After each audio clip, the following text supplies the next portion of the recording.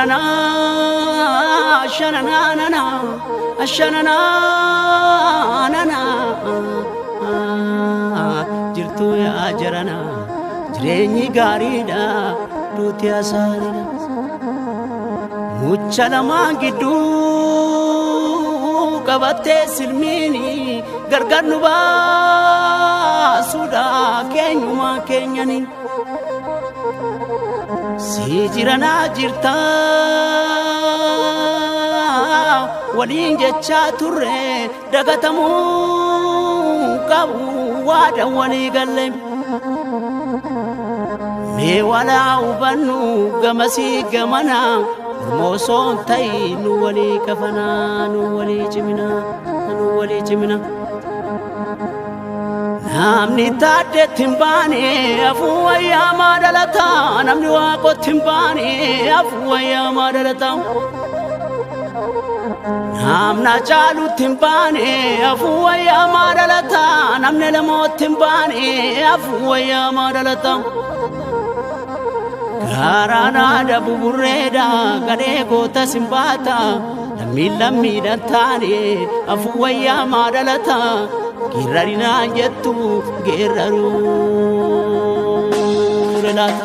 Jetteere ati jetteere nama dunne moosadi kaayingaalla la galgalaa'e anas nagaa sisigaa'e. Yo wali galani kana la galani wali galun ulfina fafacha'u salbina. Yo wali galani kana la galani wali galun ulfina fafacha'u salbina.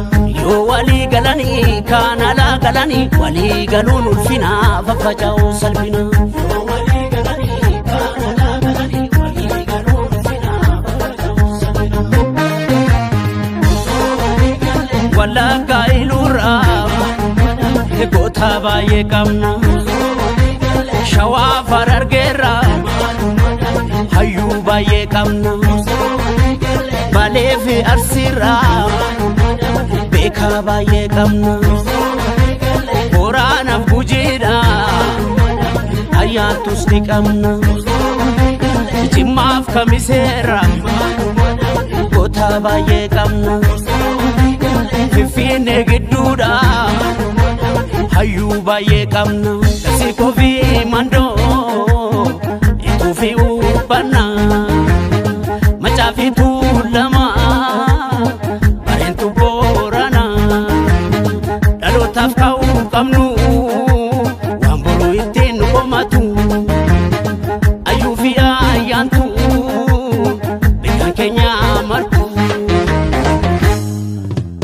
duraa maddaa waaddinaa Jana koche tinchada darbina moratti deebisi isa walingalani waranu jedhu mirkanesa kareef yaada wal qoqqoonne ofitti galchaa dirra qilleessa abaadaan nu fayyadu koba fiiguni arraas ta'ee kaleessa kana kan barbaadu inni jetteere ati jetteere nama dunne moosanii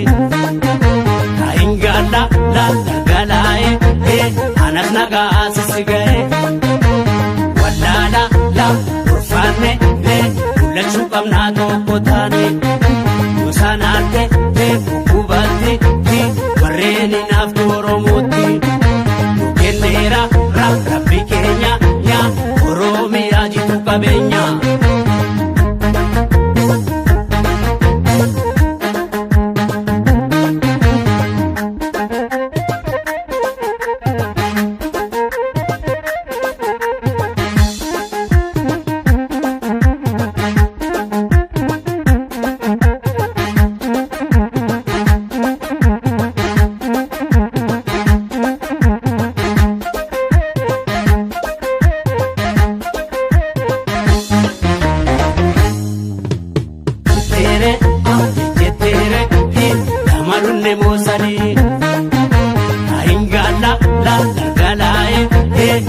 nagaa sisigae walaala la urfaanne mul'achuu qabnaa tokko taane yoosaan arte